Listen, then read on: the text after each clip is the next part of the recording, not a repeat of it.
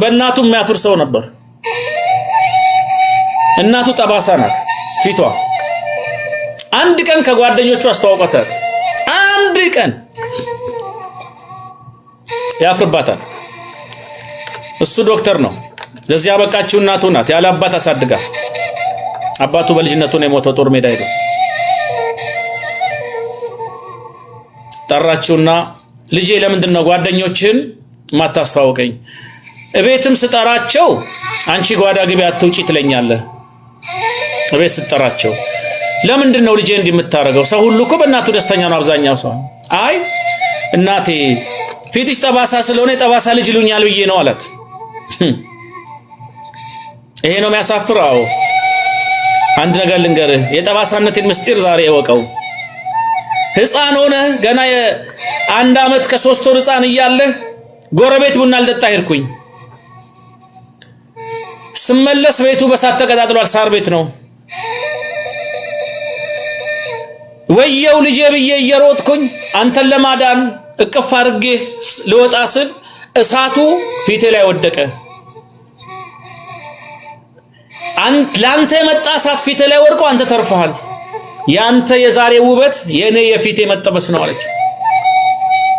ልቡ ተነካ፣ አለቀሰ ይላል።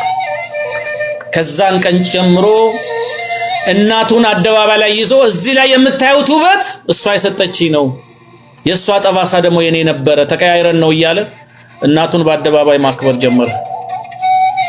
በህይወት ዘመናችሁ ውስጥ መነካት ያስፈልጋል። ቤተሰቡን የማይወድ እናቱን ቦታ የማይሰጥ ዛሬ ሁሉ ጊዜ ዘላለም የሚኖሩ የመሰላቸው 40 ዓመትም ላይ ሁሌ ማሙሽ የተባለ መኖር የሚፈልግ ሰዎች ልጅ ሊኖር ይችላል። ግን እንዳይመስላችሁ ጊዜ ሳይቀድማችሁ ጊዜ እንቅደሙ። ጸጸቱን መሸከም አትችሉም። ነገ ላይ ወየው ይሄን አድርጌ ቢሆን ኖሮ ከሚል ጸጸት እንድትድኑ ነው። ግን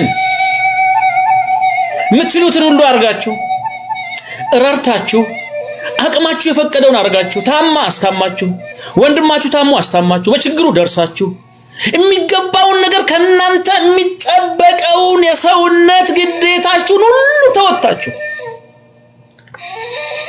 ከአቅም በላይ በሆነው ሁኔታ ችግሮች ተፈጥረው እናት ሄዳ አባት ሄዶ ሰውን አጣችሁ የሆነው ነገር ሆኖ ከሆነ ግን አትጨነቁ።